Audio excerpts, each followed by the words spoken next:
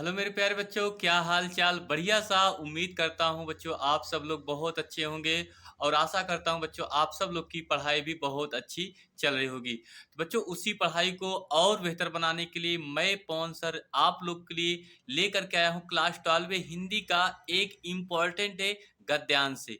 बच्चों आज का अगर आप वीडियो पूरा देख लेते हैं तो आपका जो बोर्ड परीक्षा 24 फरवरी 2025 में होगा बच्चों, वहाँ से आप लोग लिखने का सबसे बेहतर तरीका भी आपको पता चल जाएगा और एग्जाम में आप जाकर के छाप देना, यही गद्यांश आपके एग्जाम में लिखने के लिए आएगा बच्चों। 100% बिल्कुल गारंटी के साथ मैं आपसे कह रहा हूँ। तो बच्चों आज इसी पे हम चर्चा करेंगे। वीडियो को एंड तक देखना होगा, समझ में आएगा आपको। बहुत ही इंपॉर्टेंट गद्यांश बच्चों हम लेकर के आए हैं। देखिए क्लास 12 में हिंदी 2025 महत्वपूर्ण गद्यांश का संदर्भ बच्चों। पहला क्वेश्चन आपसे यही पूछता है, आपके दिमाग में बनता है कि हम गद्यांश से कैसे लिखें, उनके संदर्भ को किस तरह से लिखा जाए। उसके बाद गद्यांश के प्रश्नों का उत्तर कैसे लिखें, ये आपसे बनता है क्वेश्चन। तो इस तरह से बच्चों अगर आप लोग आज की वीडियो पूरा देखते हैं तो बहुत मजा आएगा।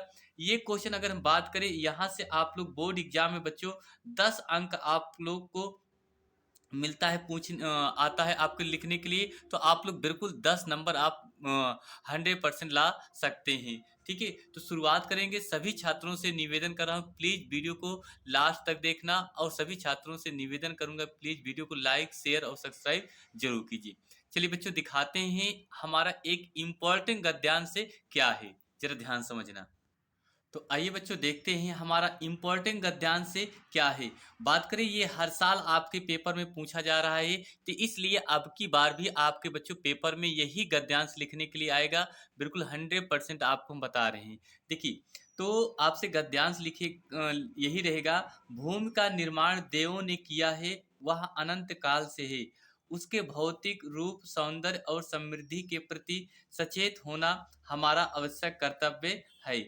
भूमि के पार्थिव स्वरूप के प्रति हम जितने अधिक जागृत होंगे, उतनी ही हमारी राष्ट्रीय बलवती हो सकेगी। यह पृथ्वी सच्चे अर्थों में समस्त राष्ट्रीय विचारधाराओं की जननी है। जो राष्ट्रीय पृथ्वी के साथ नहीं जुड़ी, वह निर्मूल होती है। देखिए यहाँ जो लाइनें आपको बच्चों अंडरलाइन की गई, यही का आपका संदर्भ लिखने के लिए आपसे पूछता है। अभी आपको हम बताएंगे इनके प्रश्न में क्या क्या पूछेगा। देखिए, राष्ट्रीयता की जड़ें पृथ्वी में जितनी गहरी होंगी, उतनी ही राष्ट्रीय भावों का अंकुर पल्लवित होगा। इसलिए पृथ्वी के भीतर या भौतिक स्वरूप की अधोपांत जानकारी प्राप्त करना, उसकी सुंदरता, उपयोगिता और महिमा को पहचानना आवश्यक है, धर्म है। तो ये रहा बच्चों आपका संदर्भ है। अब इसके जो प्रश्न दिए हैं बच्चों, वो आप लोग जरा ध्यान समझना। इसका जो प्रश्न है, पहला प्रश्न आपसे ये कह रहा है, देखिए जरा ध्यान से। इसका पहला प्रश्न आपसे लिखा है कि उपयुक्त गद्यांश के शीर्षक एवं लेखक का नाम लिखिए। उपयुक्त गद्यांश के शीर्षक एवं लेखक का नाम लिखिए। दूसरा प्रश्न है राष्ट्रीय भूमि के प्रति हमारा आवश्यक कर्तव्य क्या है। तीसरा प्रश्न है किस प्रकार की राष्ट्रीयता को लेखक ने निर्मूल कहा है। चौथे में आपसे कह रहा है कि यह पृथ्वी सच्चे अर्थों में किसकी जननी है। यह पृथ्वी बच्चों सच्चे अर्थों में किसकी जननी है। उसके बाद पांचवा क्वेश्चन आपसे कह रहा है रेखांकित अंश की व्याख्या कीजिए। ये आप देखिए जो संदर्भ में केवल रेखांकित अंश है भैया, सभी का पूरे का नहीं अर्थ लिखना है, बल्कि जो रेखांकित अंश है उन्हीं की केवल क्या करना है बच्चों, व्याख्या करना है। क्लियर। उसके बाद फिर लिखा है 6 नंबर, भूमि का निर्माण किसने किया है और कब से किया है। सातवें में है भूमि के पार्थिव स्वरूप के प्रति जागरूक रहने का परिणाम क्या होगा, ये आपसे। तो ये आपके कुल मिलाकर के 7 प्रश्न बनते हैं बच्चों। तो सबसे पहले हमारा जो पहला प्रश्न आपसे कह रहा है, उपयुक्त गद्यांश के शीर्षक एवं लेखक का नाम लिखिए। देखिए अब इसका हम आंसर बच्चों किस तरह से देंगे, ध्यान समझना। तो बच्चों देखिए यहाँ से, चलिए बच्चों आइए देखते हैं इसके हम सभी का एक एक अर्थ क्वेश्चन का आंसर देखिए लिखेंगे। इसी तरीके से बच्चों अगर आप लोग सजा करके लिख देंगे, आपको एग्जामिनर एक भी नंबर नहीं काटेगा और पूरे नंबर क्या करेगा, आसानी से दे देगा बच्चों। देखिए तो लिखेंगे प्रस्तुत गद्यांश का शीर्षक, ध्यान समझना। और इसी तरीके से बच्चों आपको अपनी कॉपी में क्या करना है, लिखना है। प्रस्तुत गद्यांश का शीर्षक राष्ट्र का स्वरूप नामक पाठ से लिया गया है तथा इसके लेखक की बात करें वासुदेव शरण अग्रवाल जी हैं। ये देखिए बच्चों, इतना ही आपको लिखना है और ऐसे ही कॉपी में क्या करना है, सजा करके लिखना है। ठीक है, आप लोग को ऐसे लिख देंगे तो नंबर पूरा मिलेगा। चलिए दूसरा प्रश्न बच्चों आपसे पूछ रहा है कि राष्ट्रभूमि के प्रति हमारा आवश्यक कर्तव्य क्या है ना। तो इसका आंसर देखिए, तो इसका आंसर बच्चों लिखेंगे राष्ट्रीय भूमि के प्रति, क्या लिखेंगे भैया, राष्ट्रभूमि के प्रति हमारा आवश्यक कर्तव्य, हमारा आवश्यक कर्तव्य उसके भौतिक रूप, सौंदर्य और समृद्धि के प्रति सचेत होना। तो हमारा ये राष्ट्रभूमि के प्रति ये हमारा एक आवश्यक कर्तव्य बनता है बच्चों कि भौतिक रूप, सौंदर्य और समृद्धि के प्रति हमेशा क्या रहना, सचेत होना। ये हमारा क्या बनता है, कर्तव्य बनता है। तीसरे प्रश्न में बच्चों आपसे कहा है, लेखक ने कहा है कि जो लेखक ने कहा है कि जो राष्ट्रीयता पृथ्वी के साथ जुड़ी के साथ है नहीं जुड़ी वह निर्मूल होती है। तीसरा प्रश्न में आपसे कह रहा है बच्चों, उत्तर इसका देखिए, प्रश्न यही लिखा था कि किस प्रकार की राष्ट्रीयता को लेखक ने निर्मूल कहा है। इसका आंसर क्या लिखेंगे, यही तो लिखेंगे ना। लेखक ने कहा है कि जो राष्ट्रीयता पृथ्वी के साथ है, जो राष्ट्रीयता पृथ्वी के साथ है नहीं जुड़ी वह निर्मूल होती है। ठीक, उसके बाद चौथा प्रश्न आपसे कहा है, चौथा प्रश्न बच्चों आपसे लिखा है कि यह पृथ्वी सच्चे अर्थों में किसकी जननी है। ठीक है, तो इसका भी आंसर देखिए जरा, यह पृथ्वी सच्चे अर्थों में, यह पृथ्वी बच्चों सच्चे अर्थों में समस्त राष्ट्रीय विचारधाराओं की जननी है। देखिए ध्यान से, यह पृथ्वी, हमारी जो पृथ्वी है सच्चे अर्थों में, सभी अर्थों में कह सकते हैं कि समस्त राष्ट्रीय विचारधाराओं की, समस्त राष्ट्रीय विचारधाराओं की बच्चों क्या है, जननी है। इतना समझ में आ गया।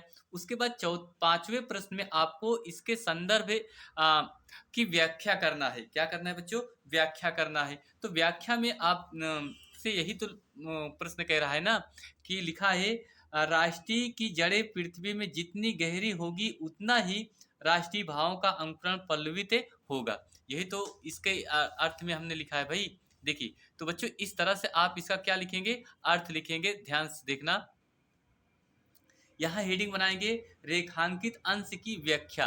क्या हेडिंग बनाएंगे बच्चों, रेखांकित अंश की व्याख्या।